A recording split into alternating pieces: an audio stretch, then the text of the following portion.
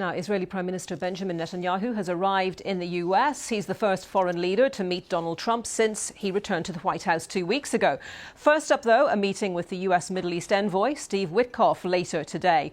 The trip comes at a pivotal time for the Gaza ceasefire deal. Talks are supposed to start on moving from the initial 6-week stage to the second phase. Well, let's go to our correspondent, Joe Inwood, who's in Jerusalem for us. Joe, hello to you. First of all, talk to us about the significance of Benjamin Netanyahu being in the US. Well, he was very keen to emphasise the importance of it as he got on a flight here in Israel yesterday, saying it signified not just the close relationship between the two countries, but his personal friendship with President Donald Trump. Of course, there are talks taking place tomorrow that he's expected in the White House, and he was talking about the many subjects they're going to be discussing, most of them based around security, and he said expanding the ring of peace, as he called it, in the region through strength. So he's very keen to emphasise the closeness of their relationship and the topics they're going to be discussing.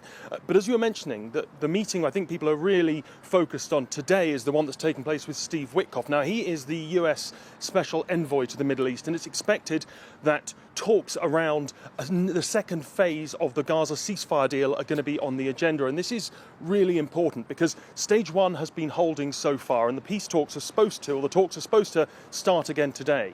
And what they're going to be trying to hammer out is how they can move on from phase one, which is seeing 33 hostages released and peace for 42 days, how they can move on to stage two.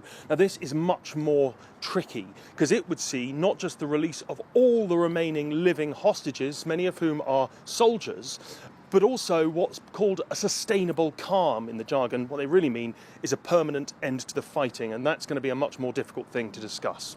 And briefly, Joe, what are you hearing about those negotiations around this tricky second phase from within the region?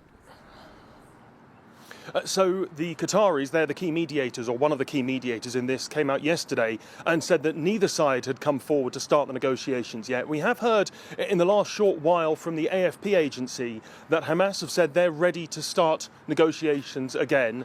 And the Israelis, well, they're over there, and maybe for them discussing this with the Americans, it is part of hammering out the next part of this deal.